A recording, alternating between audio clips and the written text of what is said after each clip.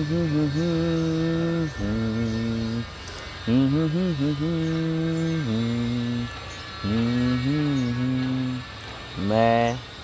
कौन?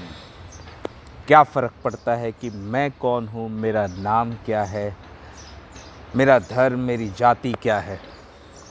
इन सब चीज़ों से इस संसार में कोई फ़र्क नहीं पड़ता। फ़र्क पड़ता है तो केवल कर्म से और धर्म से। धर्म यानी ड्यूटी, रिस्पॉन्सिबिलिटी, आपका कर्तव्य, आपका फ़र्ज़, आपका व्यवहार जो आप संसार में हर एक के साथ करते हैं। आज मैं आपके लिए लाया हूँ एक ऐसी ही सत्य घटना, राम के जीवन की सत्य घटना। आज से करीब 30 वर्ष पूर्व की घटना है ये, राम के जीवन की अद्भुत सत्य घटना है।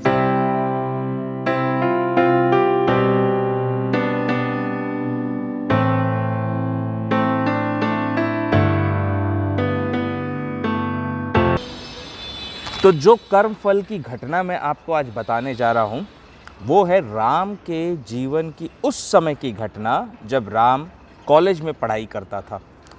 ग्रेजुएशन में एंटर कर चुका था और ग्रेजुएशन में एंटर करने के बाद में अपनी रोज़ के खर्चे चलाने के लिए, जैसे जिसे आप कह सकते हो पॉकेट मनी, जैसे आप खाने पीने के खर्चे होते हैं, कॉलेज आने जाने का जो भाड़े का खर्चा होता है, उन खर्चों को मीट करने के लिए राम को मौका मिला उसी के कॉलेज में।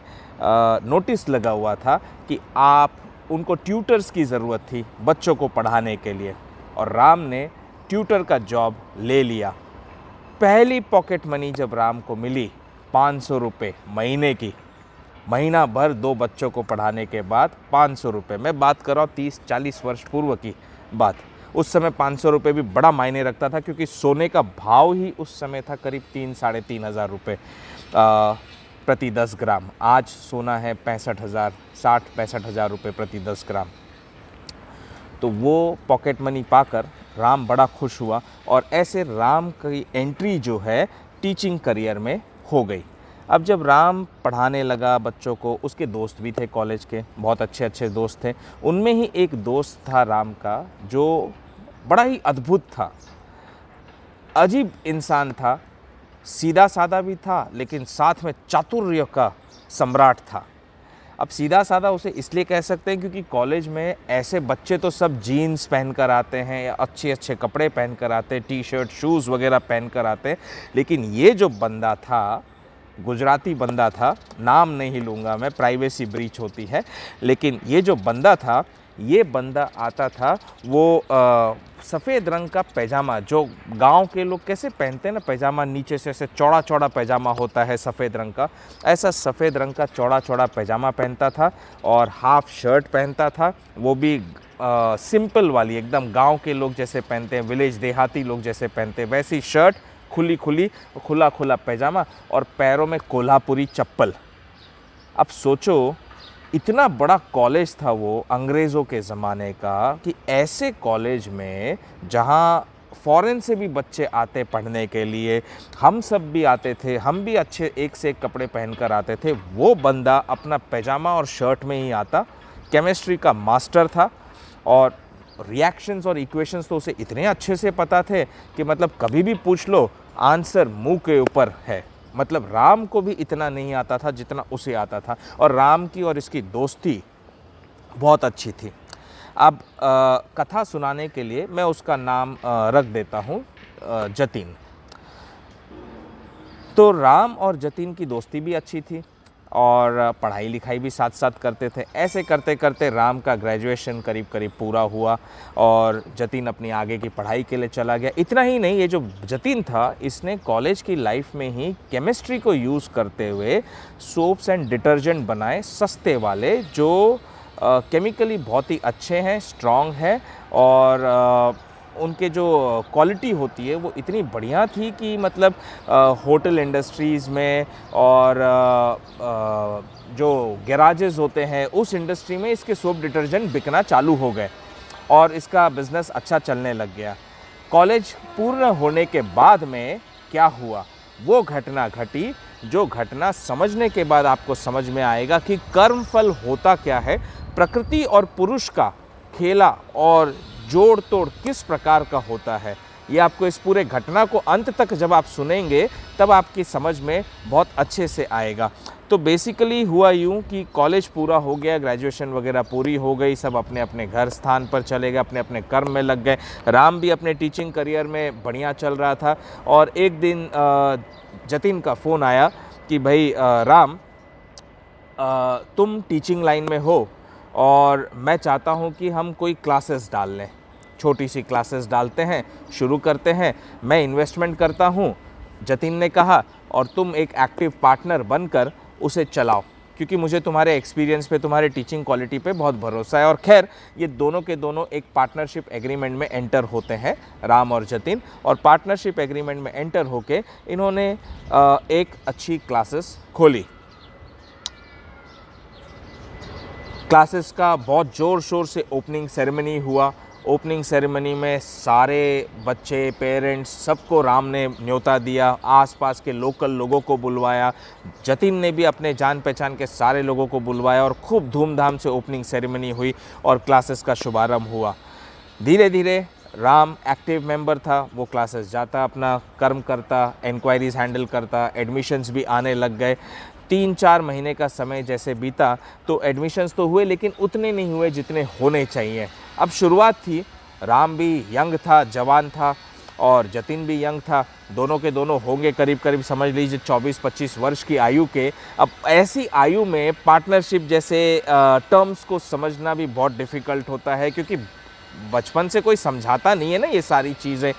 स्कूल कॉलेजों में तो क्या पढ़ाई होती है हम जानते ही हैं, लेकिन लाइफ में कैसे इंसान को बिहेव करना होता है, कैसे एक दूसरे की प्रॉब्लम्स को समझना होता है, कैसे सामने वाले के अंतर मन के अंदर गहराई में उतरकर उसके पेन्स को समझना होता है, ये सारी बातें जो है कहीं ना कहीं नदारत सी हो जाती है, तो हमें पता ही नहीं होता है। तो उस समय भी राम और जतिन के तालमेल तो बढ़िया चल रहा था, लेकिन करीब करीब 3-4 महीने का समय हुआ, बच्चे खूब कम आए, ज़्यादा आ नहीं पाए, तो इन दोनों के बीच में थोड़ा सा मनमुटाव शुरू हो गया। अब जतिन था ऐसे तो बहुत ही काइंड हार्टेड था, बहुत ही सिंपल था, गरीबों की मदद भी करता था, सब कुछ था, लेकिन था स्मार्ट बिजनेसमैन भी, बिजनेस माइंडेड भी। मतलब बिजनेस माइंडेड ऐसा कि चमड़ी चली जाए दमड़ी न जाए। अब राम जहाँ जहाँ कहता कि भाई यहाँ हमें खर्च करना पड़ेगा, एडवर्टाइजिंग करनी पड़ेगी, ऐसे बहुत सारे कारण बने इन दोनों के बीच के मनमुटाव के। और आखिरकार एक दिन ऐसा आया कि राम को बहुत ज़ोरदार गुस्सा आ गया, क्योंकि जतिन ने ऐसे अपशब्दों का प्रयोग किया कि राम वहीं पर सारे के सारे काम को छोड़कर, क्लासेस छोड़कर चला गया अपने घर गुस्से में। अब ध्यानपूर्वक सुनिएगा कि आखिर हुआ क्या। क्रोध इंसान से बड़ी बड़ी गलतियां करवा देता है। कुछ ऐसा ही राम के साथ भी हुआ और जतिन के साथ भी हुआ। दोनों ही क्रोध में आ गए, दोनों ही गुस्से में, ईगो में आ गए, और ईगो और क्रोध ने दोनों के बिजनेस को पूरी तरह से ठप कर दिया। भला तो इसमें किसी का भी हुआ नहीं, क्योंकि राम तो चला गया अपने घर, तो उसके लिए जो एक सीढ़ी बनी थी आगे प्रोग्रेस करने की, क्लासेस आगे ज़रूर चलती चलती, एजुकेशन लाइन ऐसी है कि बच्चों को पढ़ाई की ज़रूरत होती है, और राम था भी बहुत ही अच्छा शिक्षक, वो बच्चों को दिल से पढ़ाता था, पढ़ाई के साथ साथ उनमें संस्कार भी भरता था। इस बात को जतिन भी जानता था बहुत अच्छे से, और उन दोनों का जो एम था वो यही था कि इस क्लासेस से जो बच्चे आएंगे हम होनहार बच्चे डेवलप करेंगे, अपने समाज को, अपने देश को ऐसे बच्चे देंगे जो इस देश को ट्रुथफुलनेस के साथ, ऑनेस्टी के साथ और पूरे ईमानदारी एफर्ट्स के साथ में चला सके। ऐसे बच्चे हम उत्पन्न करेंगे अपनी क्लासेस में, ऐसे संस्कार, ऐसी पढ़ाई देंगे। दोनों की सोच विचार बहुत ही अच्छा था। अब दोनों का सोच विचार अच्छा, तालमेल अच्छा, लेकिन बात कहाँ बिगड़ गई? एंगर एंड ईगो, ये दोनों चीज़ें आड़े आ गई, इन दोनों के ही आगे। खैर हफ्ते 10 दिन बीत गए, ऐसे ही क्लासेस पूरी तरह से बंद पड़ी रही। जो बच्चे थे तो तो वो पेरेंट्स जिन्होंने एडमिशन लिया था वो शायद जतिन के पास में आते थे और पूछते थे कि क्लासेस कब चालू होगी। तो जतिन का फिर फ़ोन आया राम के पास में कि क्या करना है। राम ने कहा नहीं, मैं इंटरेस्टेड नहीं हूँ और नहीं करना है। और इसी तरह से जतिन ने भी कह दिया तुम इंटरेस्टेड क्या नहीं हो, मैं भी इंटरेस्टेड नहीं हूँ चालू करने में, तुम आके सारे पेरेंट्स का हिसाब किताब क्लियर करो और क्लासेस को क्लोज डाउन करो। ये दोनों ईगो क्लैशेस आप देख रहे हैं। दोनों बच्चे 24-25 वर्ष की उम्र के आयु में जस्ट अभी कंपटीशन मार्केट में आए हुए हैं, लेकिन ईगोज़ ऐसी क्लैश हो गई कि दोनों ने फिर बाद में पेरेंट्स का पैसा वगैरह सब रिटर्न करके उस क्लासेस को पूरी तरह से बंद कर दिया। समय बीतता गया, दोनों अपनी अपनी राह में अलग हो गए, कभी फिर दोबारा मिले ही नहीं, ना मिल पाए। अब आप सोचिए कि ये कैसा कर्मफल बंधा है, क्योंकि संसार को प्रकृति और पुरुष ये दोनों मिलकर चलाते हैं और पुरुष ने प्रकृति को पूरा कंट्रोल दिया हुआ है इस पूरे ब्रह्मांड का, संसार का, कि प्रकृति के नियमानुसार ही ये संसार चलेगा और विद्यमान रहेगा। और पुरुष जो है यानी ईश्वर, वो एक बारी आपकी गलतियों को, बड़ी से बड़ी भारी से भारी गलतियों को भी क्षमा करने की शक्ति रखते हैं और क्षमा कर भी देते हैं। लेकिन प्रकृति जो है वो कभी भी क्षमा नहीं करती, क्योंकि प्रकृति तो चलती है नियम से, न्याय से। उसके लिए सब एक समान है, चाहे राजा हो, चाहे रंक, चाहे स्त्री हो या पुरुष, चाहे इस संसार का कोई भी व्यक्ति क्यों ना हो, चाहे वो ईश्वर स्वयं क्यों ना हो, ईश्वर को भी प्रकृति के नियम बाध्य हैं और उस नियम के हिसाब से चलना पड़ता है। तो ऐसे धीरे धीरे समय बीतता गया और कई वर्षों बाद, उस घटना के करीब करीब समझ लीजिए 15-20 वर्षों बाद, एक समय ऐसा आया जब राम ने अपनी स्वयं की क्लासेस शुरू की। वहाँ राम ने स्वयं इन्वेस्टमेंट किया, क्योंकि ठान ली थी कि पार्टनरशिप में बिज़नेस कभी नहीं करना है। पार्टनरशिप में बहुत सारी प्रॉब्लम्स आती है, ट्रबल्स आती हैं और काफ़ी क्वेश्चन आंसर होता है, एक दूसरे का विचार व्यवहार मिलना बड़ा डिफ़िकल्ट होता है। तो राम ने डिसाइड करके स्वयं इन्वेस्टमेंट करके अपनी क्लासेस बनाई, क्लासरूम बनाया, फ्रंट ऑफिस बनाया, सब कुछ बनाया। जो पहली घटना हुई थी राम और जतिन के जीवन में, वहाँ राम एक्टिव पार्टनर था, Jatin sleeping partner, investment partner था। तो जब राम और जतिन ने अपनी क्लासेस शुरू की थी, वहाँ जतिन इन्वेस्टर था, क्लासरूम उसने बनाया, क्लासेस उसने ली, बेंचेस उसने लगवाए, फ्रंट ऑफिस बनवाया। और राम जो था वो एक्टिव पार्टनर था, उसका कर्म था इंक्वायरीज़ हैंडल करना, इंक्वायरीज़ लाना, एडमिशन लाना और फिर टीचिंग करना भी। लेकिन इस समय जब राम ने क्लासेस डाली तो सब कुछ राम ही था, एक्टिव पार्टनर भी और इन्वेस्टमेंट पार्टनर भी। आगे क्या हुआ राम के साथ, वो कर्मफल जो उन दोनों के साथ बंधा था, उन दोनों के साथ में क्या घटना घटी और कैसे घटी, इसको अब आपको जानना है तो अंत तक मेरे साथ बने रहिए और ध्यानपूर्वक सुनिए, समझिए, तब आप समझ पाएंगे कि कर्मफल क्या होता है, प्रकृति और पुरुष किस प्रकार संसार को चलाते हैं। खैर, करीब करीब उस पार्टनरशिप के ब्रेकिंग के 20 वर्ष बाद जब राम ने अपनी क्लासेस डाली और क्लासेस चलने भी लगी अच्छी तरह से, 1.5-2 बरस क्लासेस में बच्चे आए, लेकिन इतने नहीं आ पाए जितनी एक्सपेक्टेशन थी। और बिज़नेस में एक टर्म होता है जिसे कहते हैं ब्रेक इवन। ब्रेक इवन पर ही राम का बिज़नेस पहुंच पाया, ब्रेक इवन के पार न जा पाया। और एक साल ऐसा आया जब उम्मीद थी पूरी राम को कि इस साल ब्रेक इवन पार करके भी बिज़नेस आगे चल जाएगा और बहुत अच्छे से चलेगा, बढ़िया चलेगा। इंक्वायरीज़ भी काफ़ी आई, एडमिशन्स भी करीब करीब ब्रेक इवन को पार करके हो गए। राम की क्लासेस में राम बेहद खुश था कि 2 वर्षों का जो परिश्रम था बिज़नेस को चलाने का, वो आखिर सफल होता हुआ दिखाई दे रहा था। लेकिन उसी समय आ गया भारत में भी, भारत में ही क्या पूरे जहां में आ गया कोविड पेंडेमिक। एक ऐसा पेंडेमिक जिसने सब कुछ ठप करके रख दिया, सब कुछ यकायक बंद हो गया, स्कूल्स बंद हो गए, क्लासेस बंद हो गई, सारे बिजनेसेस बंद हो गए, पूरा शहर ही नहीं, पूरा देश ही नहीं, पूरा संसार लॉकडाउन की गिरफ्त में आ गया। एक ऐसा लॉकडाउन जिसने कईयों को ज़मीन से उखाड़ कर फेंक दिया, जिसने कईयों के जीवन को एकदम से बर्बाद कर दिया। कईयों के जीवन में ऐसी ऐसी दुर्घटनाएं घटी हैं जिनसे वे आज भी उबर नहीं पाए। सब कुछ ठप, एक झटके में सब कुछ बंद, टोटल लॉकडाउन। राम बड़ा ही हतप्रभ था, बड़ी दुविधा में था कि अब करे क्या।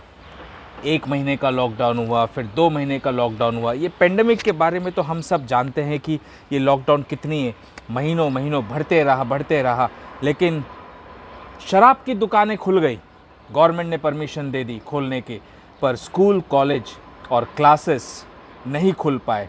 बच्चे घर में ही बैठे थे, ऑनलाइन कोचिंग ले रहे थे, और राम की क्लासेस पूरी तरह से बंद हो गई, ठप हो गई। इतनी फाइनेंशियल कंडीशंस इतनी प्रॉब्लमेटिक हो गई कि राम को शहर छोड़कर दूसरे शहर में जाना पड़ा अपने पूरे परिवार के साथ। तो देखिए कर्म बंधन का खेला कैसा होता है। पहला, जब जतिन और राम की साझेदारी में क्लासेस खुली थी तो वहाँ पर दोनों में क्रोध और अहंकार, तानातानी लग गई, और उसके चलते राम क्लासेस छोड़कर चला गया। एक एक्टिव पार्टनर था जिसके बलबूते इन्वेस्टर ने इन्वेस्ट किया था, लेकिन इन्वेस्टर में भी अहंकार था, ईगो था, राम में भी वही था, और दोनों के कारण दोनों को ही नुकसान उठाना पड़ा। और इस बार कर्म का खेला देखिए कि राम की क्लासेस, राम का इन्वेस्टमेंट, राम ही एक्टिव पार्टनर, और वही एक्टिव पार्टनर अपनी क्लासेस को छोड़कर, शहर छोड़कर दूसरे शहर में जाना पड़ा। खैर 1-1.5 साल बीता, कोविड का लॉकडाउन धीरे धीरे खुलने लगा और राम दोबारा शहर में लौटा, और लौटकर फिर उसने नए सिरे से अपनी क्लासेस को शुरू किया। नए सिरे से क्लासेस शुरू करके राम था बड़ा ही अच्छा शिक्षक, बच्चे बहुत प्रेम करते थे, रिजल्ट्स भी बहुत अच्छे आते थे। हर जगह हाथ पैर मारने के बाद भी क्लासेस की अवेयरनेस बनी नहीं पा रही थी कहीं पर भी आसपास, और बच्चे आ नहीं पा रहे थे। बच्चों तक शायद मैसेज नहीं जा रहा था या इंक्वायरीज बराबर से आ नहीं पा रही थी, लेकिन किसी भी प्रकार से राम की क्लासेस जो है वो इतनी अच्छी चल ही नहीं पा रही थी। बस रोजी रोटी का गुजारा हो पा रहा था, इतना ही चल रहा था, तो ब्रेक इवन पर पहुंच रहा था। राम काफ़ी हताश हुआ, उसे समझ में नहीं आया कि आखिर ये चल क्यों रहा है, ये हो क्यों रहा है। ऐसे करते करते करीब करीब 7 साल हो गए ऐसी स्ट्रगलिंग लाइफ को जीते हुए राम को, लेकिन राम की अब भी समझ में नहीं आ रहा था कि आखिर बात कहाँ अटक रही है। कौन सा ऐसा प्रारब्ध का कर्म है या इस जन्म का कर्म है जो उसके आड़े आ रहा है, और उसका हर एफर्ट, हर मुमकिन कोशिश, her best on best concentrated focused किया हुआ एफर्ट भी पूरी तरह से फेल हो जाता है। लास्ट मोमेंट पर आता है, और लास्ट मोमेंट पर आते आते लग रहा है कि गाड़ी अब आगे चल जाएगी, इंजन छूटेगी, लेकिन गाड़ी जो थी वो छूटने का नाम ही नहीं ले रही थी। खैर कुछ समय ऐसे और बीता, और राम ऐसे था तो बड़ा ही अच्छा, सब कुछ करता, अपने कर्म भी अच्छे करता, सब कुछ अच्छा करता, लोगों की सहायता भी करता। पहले के मुकाबले जैसा वो जवानी में था उसके मुकाबले अभी काफ़ी सरल और सीधे स्वभाव का हो गया था। बहुत मैच्योरिटी आ गई थी, बहुत अच्छी थिंकिंग आ गई थी, सोच विचार भी अच्छा था उसका, वो तो शुरू से था। लेकिन बस प्रारब्ध के कर्म जो होते हैं और कर्म फल जो होते हैं वो तो हर किसी को भोगने पड़ते ही पड़ते हैं, उससे कोई छुटकारा नहीं होता है। ये राम की भी समझ में अब आ गया था, कोई ना कोई तो कर्म बंधन अटक रहा होगा, जिसकी वजह से ये ऐसी दुविधा उसके सामने, ऐसा संकट उसके सामने खड़ा है। एक दिन की बात है, कहानी में ट्विस्ट देखिए क्या है, ध्यान से सुनिएगा, आपको सही में भगवान का साक्षात्कार प्रेजेंस सुनाई नहीं देगा, दिखाई देगा, आपको इस कहानी में दिखाई देगा। तो राम ऐसे ही सोया हुआ था। सुबह सुबह का समय था, करीब 6 साढ़े 6 बजा होगा। उस समय राम के स्वप्न में अचानक से राम ने देखा कि वो अपने उसी 30 साल पुराने वाले मित्र के घर में पहुंच गया, जतीन के घर पहुंच गया। ये स्वप्न में देखा।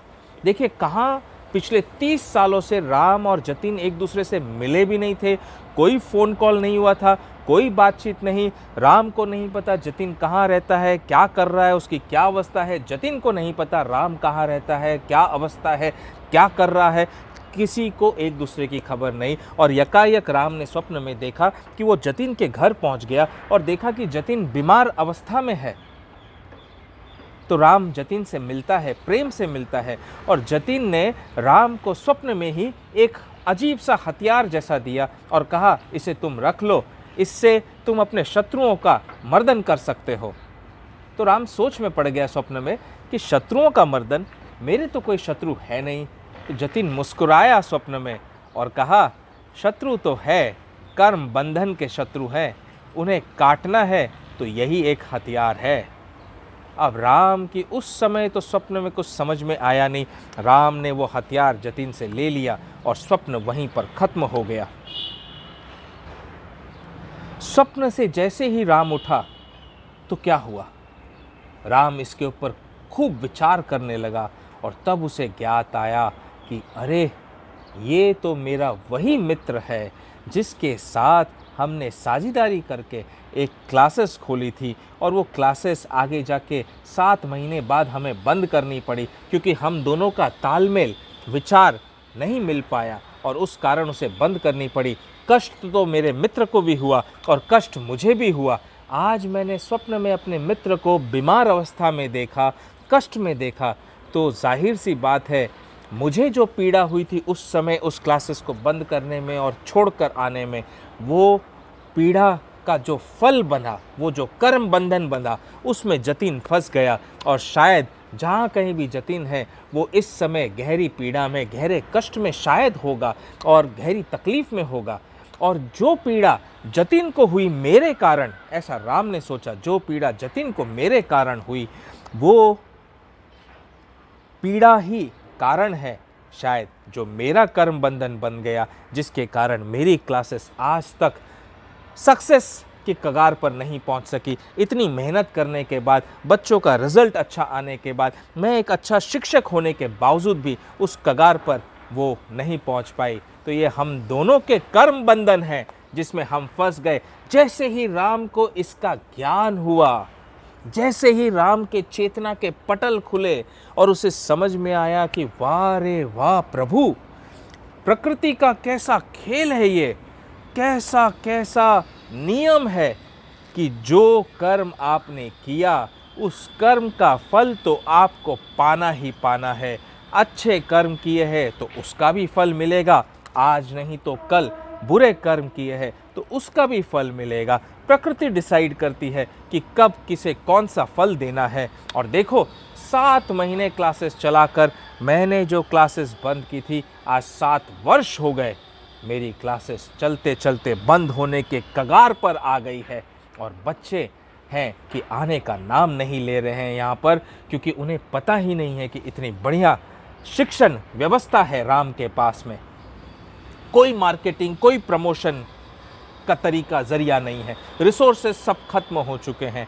राम की समझ में आ गया कि कर्म बंधन कैसा खेल होता है। खैर, राम ने सोचा मेरा जो होना है होगा, लेकिन मैंने अपने मित्र को आज बहुत कष्ट में देखा है, बहुत तकलीफ में देखा है। तो राम तुरंत पता है क्या करने बैठ गया, उसने तुरंत अपने भगवान श्री कृष्ण का ध्यान किया।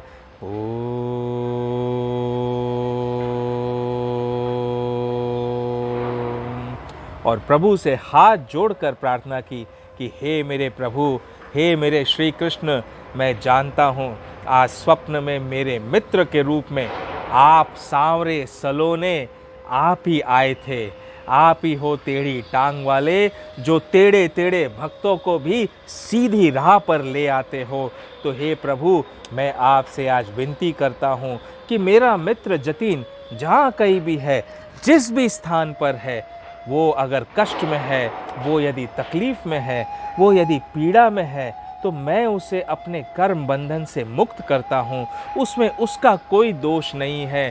दोष तो केवल प्रभु, आप मायापति है, आपकी माया का है। तो उसमें तो हम जैसे अज्ञानी मूढ़ पुरुष फंस जाते हैं। तो मैं आपसे विनती करता हूँ कि मेरे मित्र को आप उस पीड़ा से मुक्त करिए, और मेरे अगर कोई पुण्य कर्म है तो उनमें से कुछ पुण्य कर्मों का फल मेरे मित्र को ऐसा दीजिए कि वो अपना आगे का जीवन सुखपूर्वक बिता सके और खुशी से स्वस्थ शरीर रहते हुए, स्वस्थ स्वास्थ्य पाते हुए अपने लाइफ को बढ़िया तरीके से जी सके। आज मैं उसे अपने कर्म बंधन से मुक्त करता हूँ, और साथ ही साथ मैं अपने मित्र जतिन से क्षमा भी चाहता हूँ कि उस अज्ञानतावश के उम्र में जो भी अज्ञानतावश कार्य हुआ, कर्म हुआ, उसके लिए मैं उसके आगे क्षमस्व हूँ। ऐसा राम ने प्रार्थना की भगवान श्री कृष्ण से, और प्रार्थना करके वो मन में, अंतर मन में बड़ा ही प्रसन्न हुआ कि चलो आज कम से कम एक कर्म बंधन तो मुक्त हुआ, एक कर्म बंधन से मैं कटा। 7 वर्ष अगर मैंने पीड़ा पाई तो वो 7 महीने मैंने भी तकलीफ दी थी अपने मित्र को, तो वो कर्म बंधन नेट एंड नेट नील 0/0 हो गया। अब आगे क्या होगा वो तो प्रभु ही जाने। प्रभु की माया, प्रभु की लीला और प्रभु का ये संसार जहाँ जिस राह पर ले जाएंगे, राम उस राह पर चला जाएगा। अब देखिए, राम को ये नहीं पता कि जतिन कहाँ है, जतिन को ये नहीं पता कि राम कहाँ है, लेकिन शायद इस स्वप्न के जरिए प्रभु ने राम और जतिन दोनों को कनेक्ट कर दिया, और कहीं ना कहीं जतिन को भी देखा कि जतिन ने भी राम को उसके कर्म बंधन से मुक्त किया, क्योंकि जतिन ही था जिसने स्वप्न में राम को वो हथियार दिया और कहा इससे तुम अपने शत्रुओं का मर्दन करना।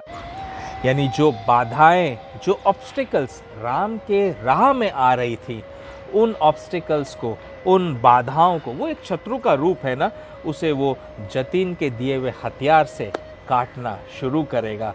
दोनों ने, राम ने भी जतिन को और जतिन ने राम को एक दूसरे के कर्म बंधन से इस प्रकार मुक्त किया। ऐसी क्षमा जब दोनों ने मांगी, तब जाकर दोनों अपने अपने कर्म फल से मुक्त हो पाए। अब आपने देखा कि हम कर्म तो करते हैं अपनी अपनी बुद्धि के अनुसार, लेकिन कौन सा कर्म बंध जाएगा और कौन से कर्म बंधन में हम बंध जाएंगे, कैसा फल उसका किस समय प्राप्त होगा, ये इतना आसान नहीं है ज्ञान होना।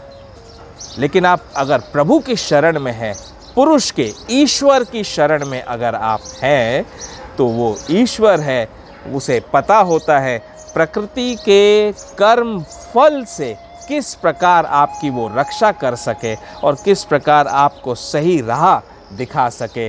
वो श्री कृष्ण है, श्री राम है, जो आपको सही राह दिखाते हैं। मैं कृष्ण और राम के रूप में पूछता हूँ, आप किसी भी रूप में भगवान को पूछते हो, वे आपको सही राह दिखाएंगे ही दिखाएंगे और बताएंगे कि कर्म बंधन क्या होता है, कर्म फल क्या होता है। ईश्वर क्षमा कर सकता है, प्रकृति नहीं करती है। वो एकदम कड़क जज है, एक कड़क नियम का पालन करने वाली है, जो सबके लिए समान है, सबके लिए एक है। तो इसी तरह मेरे साथ जुड़े रहिए। राम के जीवन की ऐसी अनेकों घटनाएं, सत्य घटनाएं मैं आपके सामने पेश करूंगा।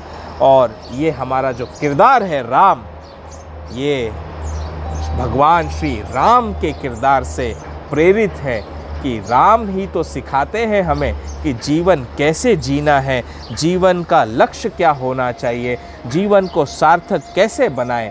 तो इसी प्रकार हमारे किरदार राम के जीवन की गाथा से और सत्य घटनाओं से भी हम सीखेंगे कि हमें जीवन किस प्रकार जीना चाहिए और ज्ञान क्या होता है, किस समय अर्जित करना चाहिए, कैसे सीखते रहना चाहिए जीवन भर। क्योंकि जब जीवन भर हम ज्ञान हासिल करते रहेंगे, तभी तो हम सही राह पर चलेंगे, धर्म कर्म से अपने जीवन को सार्थक बनाएंगे।